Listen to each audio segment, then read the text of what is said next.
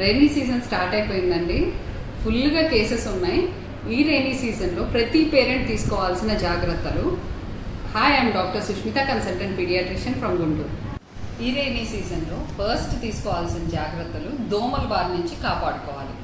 దోమల వల్ల పిల్లలకి రకరకాల వైరల్ ఫీవర్స్ వస్తున్నాయి. డెంగ్యూ, మలేరియా లాంటి విష జ్వరాలు వస్తున్నాయి. సో ఫస్ట్ దోమ కుట్టకుండా మీరు తీసుకోవాల్సిన జాగ్రత్తలు. ఫస్ట్ మీరు అసలు స్టాగ్నెట్ వాటర్ ఉండకూడదు, అంటే నిల్వ ఉన్న వాటర్ ఉండకుండా చూసుకోండి. ఎక్కడెక్కడ కలెక్షన్స్ ఉంటాయి వర్షాకాలం వల్ల, ఆ కలెక్షన్లో ఉన్న వాటర్ అంతా డిస్కార్డ్ చేసేయండి. లేదు అంటే అక్కడ దోమలు పెరిగే అవకాశాలు ఉంటాయి. నెక్స్ట్, మీ పిల్లలకి ఫుల్ బట్టలు వేయండి, అంటే ఫుల్ హ్యాండ్స్, ఫుల్ ప్యాంట్స్ వేయండి. దోమ కుట్టకుండా జాగ్రత్తలు తీసుకోండి.